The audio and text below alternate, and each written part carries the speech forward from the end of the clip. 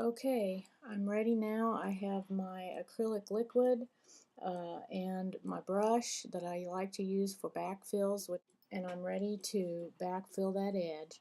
And so I'm going to get my liquid out of here. I like to soak the brush completely to get all the bubbles out of there. And then I take my pink powder, which again is a mix of my own, and I pull the brush across until the powder gets all soaked, and then I add it to the back edge and I start pushing down all the way around the edge. Push, push and pull, and keeping it away from the back edge of my skin.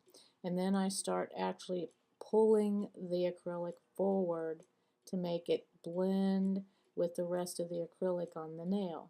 And again, I kind of tap that back edge down so that there's not a hump there, and it blends as best as possible in with the rest of the nail and not making a big hump on the back edge either. And then I like to clean my brush a little bit, get a little more liquid, just a tiny bit, and then go around the side walls, pushing to make sure that it's blended down and around that back edge again to make sure it's blended. And then I take a look at it from the side view to make sure that it's a nice smooth hump, and that there's no dip in it, because if there is, then I'm going to come back in there again and I'm going to apply some more to the dip area. But hopefully I've pulled that out smoothly and there's no dip in it. And once that's ready and I'm satisfied with the height of it, which again there should be a little bit of height back there, and even all the way across, and some people like to go ahead and apply more height to the stress area, which is right here where the smile line starts, so that there's a little more height right there.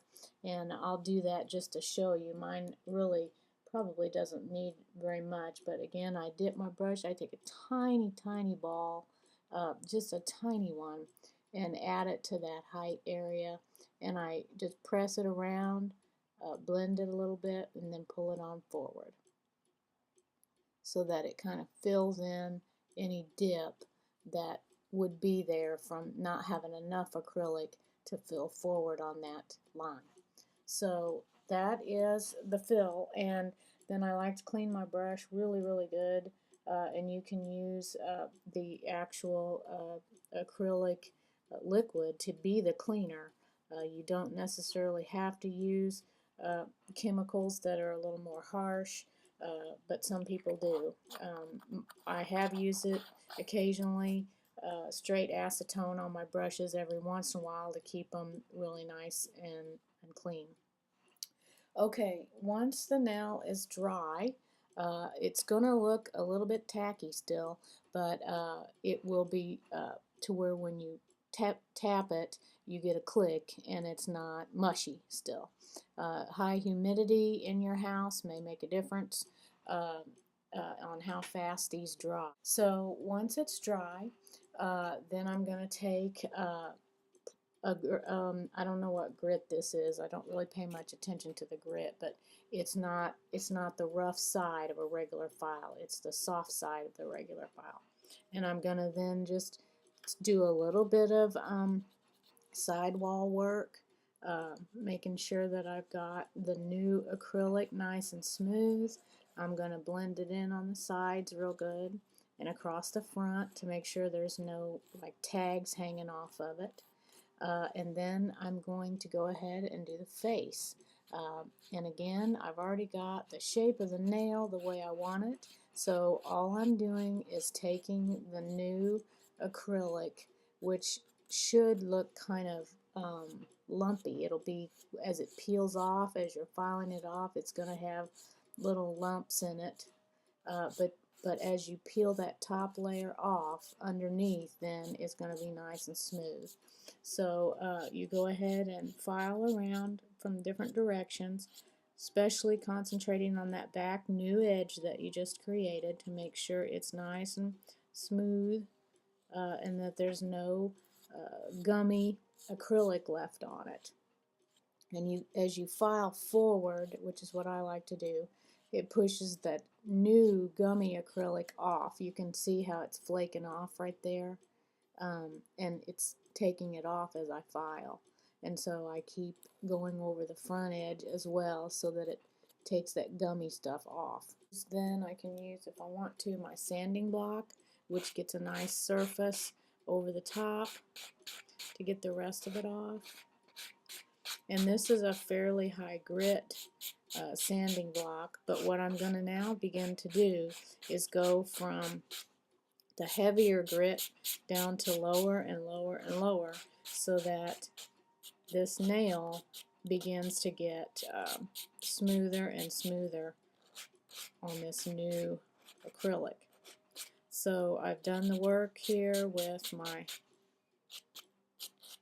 heavy block, with my gritty block, and I'm going to move now to a less gritty block. And this is a pink one that's got a finer sand on it. So now I'm going to use it to focus on taking another layer off gently that I put on there. And this makes the surface of the nail smoother and smoother every time. Okay?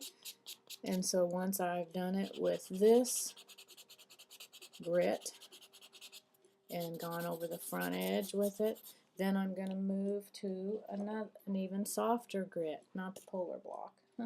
It's a yellow one, and it's even finer on the grit, and I move to it. And again, as I do this, I'm really not taking a lot of the surface off at all. It's just like anything else you would sand, a block of wood or anything. You move to finer and finer grit so that the surface of the nail gets smoother and smoother until you finally are ready to polish it. Okay, so now I've used that one, and then I have a white one that's really, really fine.